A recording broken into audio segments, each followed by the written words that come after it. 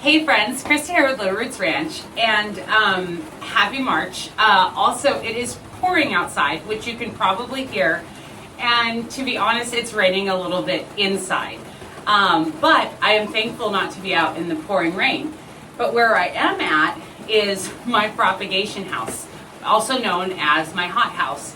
And so this is the way that I start seedlings, and I wanted to share because the reason that I decided to go this method, which is fairly new to me, there was a few reasons. So one of the reasons, and probably the thing that really pushed me into just starting this last year, was when we had that flood and I didn't have the inside of my house for all of spring. And so I had to have a place where I could actually start seedlings, and we were in a rental, and I thought about trying that, but it seemed like such a hassle to take everything there, and it was a nightmare. But it did give me the push that I needed to actually, this has kind of been an idea I had circling in my head for a while.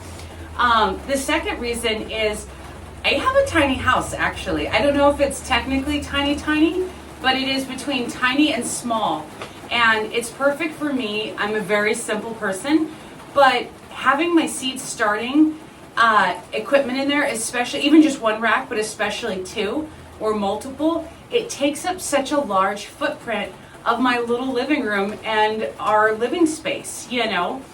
And so that was kind of always, also cats. If you know, you know. That's not the biggest issue, but mostly it was all about that. I usually keep my house on the cooler end. I run pretty warm, and right now I only have cool crops started, but like when tomatoes and peppers would come in, I would heat up like my whole house for just that one section, and just all kinds of things. And so I kind of thought about the idea of having a prop house. Obviously they've been around, I didn't invent it or anything, but I realized that I like some of the aspects and options that it had. So I'm outside. This is mine. This one was from Costco last year, and I think it's probably about 6x8, 6x9, something like that. And I have electricity running out via an extension cord, and I'll show you kind of all my setup for my heating and all of that stuff. But one thing that I really like, well, I should say the one thing I don't like is hardening off seedlings. Now, don't get me wrong, you still have to, even in a greenhouse hothouse like this, but the extent is far less. But one thing I really love is that the plants and seedlings, not today of course, but are usually exposed to the sunlight. And you know, it, to me, that's really invaluable. I know a lot of us use windows and stuff like that, but all of the modern windows are treated to make them efficient in heating and cooling the home, or keeping the home cool or whatnot. But they're actually, and especially if they're new windows, they're treated to not let like the rays or something like that come through. And it really does affect. So even if you have the best sunny window and you have the like only one tray really close, a lot of times gardeners are still going to see some legginess no matter what. And so I do love being out in the open. I also like that the temperatures can fluctuate, and I'll get more into that when I talk about the heating element. But you know, during the day, especially if it's warm or sunny, you know, the temperatures rise, and at night they drop down to a predetermined minimum, but it kind of mimics, you know, the outside a little bit better, whereas our personal homes are generally within like 5 degrees or so, or a small change throughout the day, and it kind of doesn't prepare the plants for that. Another reason is I would run out of room. Even with 2 trays, you can only fit so many, and then once you start potting up or adding more, and then once tomatoes and peppers get added in the mix, it's an absolute jungle. I know you know. If this isn't your first year gardening, you absolutely know what it's like to be out of space. And here I like, because I've got, you can kind of see, there's right where you're at is one shelf, and there's the bottom shelf, and then there's also this top shelf up here that runs both our L shapes. And I do have lights like this one, and there's one over here that's not plugged in case I need to use them, but for right now I am using just nature's light. And it just, to me, it works so much better. It did take me some time to figure out how to work the heater and all that, but honestly, I'm so happy with the setup, and it just feels also like a nice escape to get out of the house, especially bad weather or whatnot, and come into the hot house. I apparently need to recaulk the ceiling because it is raining on me, but only a little bit, and so that's okay. But all right, I'm gonna get the camera flipped around. I'll show you my seedlings.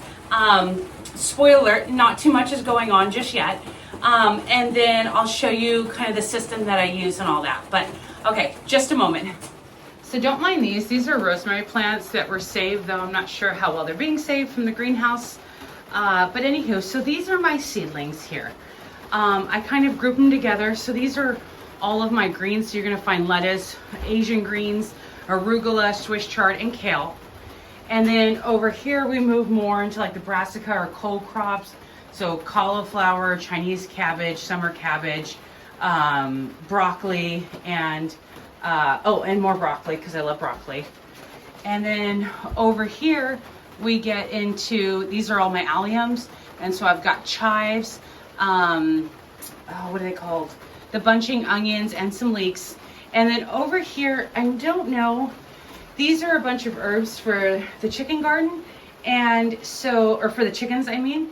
And so they will take a long time to germinate. But, so I've only got a few started. Obviously I don't have my heat loving crops or anything like that in. Those will probably go up on the top one. And this is that other top, the other top shelf that I was talking to you about. And of course it gets warmer up there. But I wanted to kind of show you how there's my watering system. But I wanted to kind of show you how my thermostat system works here. So I have an extension cord. So this is from Costco, and this runs to power outside my house. It goes under there in a very professional manner. And so here it has 4 outlets, and obviously I have one hooked up to the heater and the thermostat, which I'll get to, and then one is I have for my light. So, okay. So this heater, this is its 2nd year in production. I got it on Amazon.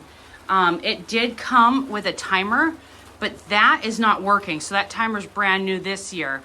But I had it in my well house so that it wouldn't freeze. So I think I might have messed it up. But anyways, so how this works is this is a thermostat controller. So to understand that, this heater constantly is on high. It's not running right now because it is 48 in here, and this is set to a low of 50 with a variation of 3 degrees. And so what that means is that when it gets down to like 47, it'll kick on, and then when it gets to 53, it'll turn off. But so this always sits in the on and high position, always, right? But its power cord plugs into here, which plugs into this. And so this has a heater power and a cooler. The cooler will eventually be a fan, but my fan also didn't survive the flood. So it'll be coming. And so this thermostat then of course plugs in to the power source. But basically it turns, so the heater's always ready, and this thing controls when the power is supplied. So when it registers that it's time to turn on the heater, it'll send the electricity out, which this guy will just start up.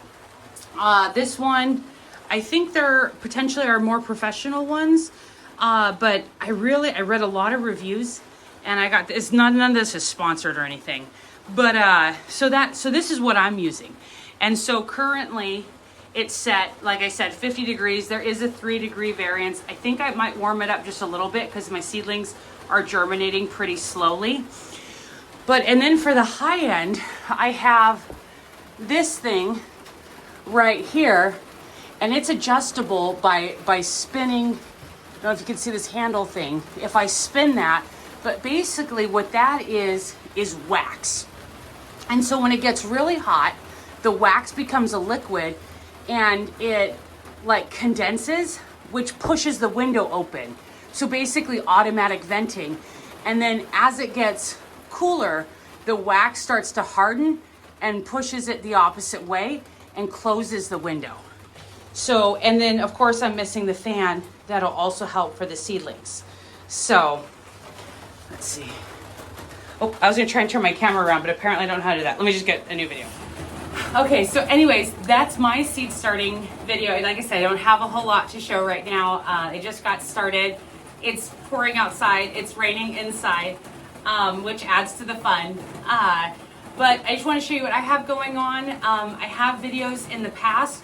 I've always started my trays historically indoors on those. Okay, everything I have is from Costco, but those big metal racks and then these same lights. Sorry, it's raining on me, but these same lights, and of course the 1020 trays, and mostly soil blocks because those have been my favorite since the very beginning. I do use some trays and stuff like that. But so if you're looking for indoor, though it's the same, right? Because this should be, it's heated, so it's just like if it was in my house, so admittedly a little bit cooler. I do need to warm it up a little bit, especially because we're gonna have rain for like the next 10 days. But when I set it up, we were having sunny days, and I thought the cooler nights would be okay for the, you know, cool loving crops, but I need to warm up that heater a little bit more. I'll probably put it up to about 55 or so, or maybe 57, and adjust the degree variance. But anyways, quick video I hope, and I hope you enjoyed the tour. And if you have any questions or any sharing about your seed startup or what temperature you keep your seeds at, please put that below. If you made it to the end, as always, thank you for watching and supporting me, and see you next time. Bye. Happy gardening. Bye.